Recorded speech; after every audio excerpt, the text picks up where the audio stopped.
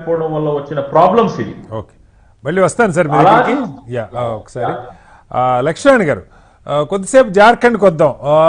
కరెక్ట్గా దీనికి భిన్నంగా జార్ఖండ్లో హేమంత్ సోరెన్ని జైలు పాలు కాబడ్డాడు, చంపై సోరెన్ ఇటు కలిపేసుకున్నారు. ప్రధాని బహుశా మహారాష్ట్ర కంటే ఎక్కువ జార్ఖండ్లో ఈసారి ప్రచారం చేశారు. ఆయన ఎన్నికల్లో సెకండ్ ఫేజ్లో అయితే ఆయన దాదాపు 3-4 రోజులు అసలు G20 సమ్మిట్కి అబ్రాడ్ వెళ్ళిపోయినట్టున్నారు. కానీ ఎక్కువ భాగం ముందు జార్ఖండ్లో ప్రచారం. అక్కడ కూడా ఈ రోహింగ్యాలు, చొరబాటుదారులు, ఇక్కడ ఆదివాసీల ఆడబిడ్డలు తగ్గిపోయారు, చాలా గట్టి ప్రచారం చేశారు. అన్ని ఎగ్జిట్ పోల్స్ కూడా ఎక్సెప్ట్ యాక్సిస్ మై ఇండియా జార్ఖండ్లో ఖచ్చితంగా బీజేపీకి గెలుస్తుందని చెప్పారు.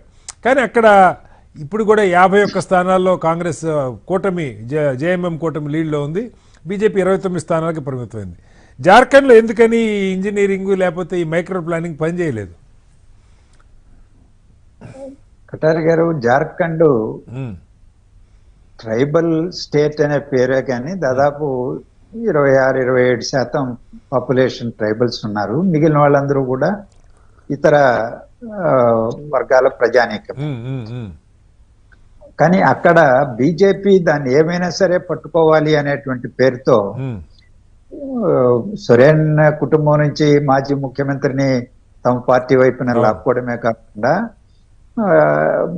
రాష్ట్రపతి గారి పేరు డైరెక్ట్ గా వాడకపోయినా మేము గిరిజనులకి అత్యంత ప్రాధాన్యత ఇస్తున్నాము వాళ్ళకి అనేటువంటి దాన్ని పెద్ద ఎత్తున ప్రచారంలోకి తీసుకొచ్చుకున్నారు.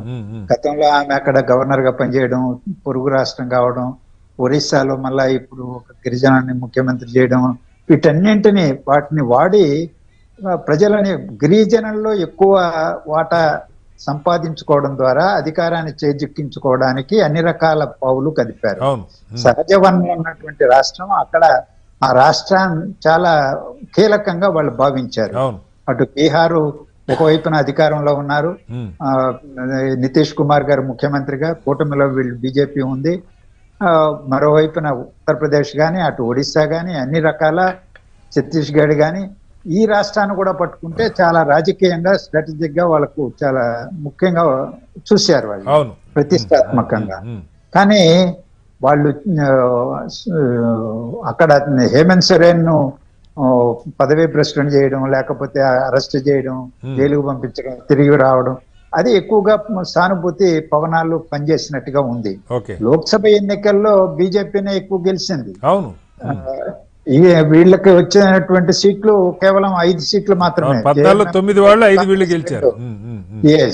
కానీ ఇప్పుడు వచ్చేటప్పటికి మహారాష్ట్రలో ఏ విధంగా అయితే లోక్సభ సీట్లో ఇండియా కూటమికి ఇచ్చి ఇప్పుడు అసెంబ్లీలో ఇటు ఇచ్చారు, జార్ఖండ్ లో అదే తిరుగు మళ్ళా ఇటు వచ్చేసింది, రివర్స్ అయింది.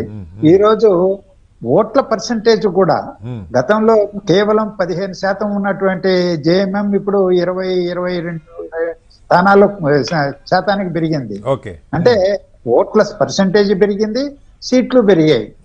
ఈ రోజు బీజేపీ అక్కడ దెబ్బతినింది. 50 స్థానాలకు పైన సిపిఐ ఎంఎల్ ఒక 2 స్థానాల్లో లీడ్ లో ఉంది, ఆర్జేడీ లీడ్ లో ఉంది. అంటే ఆర్జేడీ కొన్ని చోట్ల పోటీ కూడా చేశారు మళ్ళా అదనంగా కూడా, ఏది కాంగ్రెస్ పైన అక్కడక్కడ. నేను చూసిన దాన్ని బట్టి 1-2 చోట్ల ఆర్జేడీ పోటీ చేయడం వల్ల బీజేపీకి ప్రయోజనం వనగొడినట్టుగా కూడా కనిపిస్తా ఉంది. వివరాలు ఇంకా రావాల్సిన అవసరం ఉంది.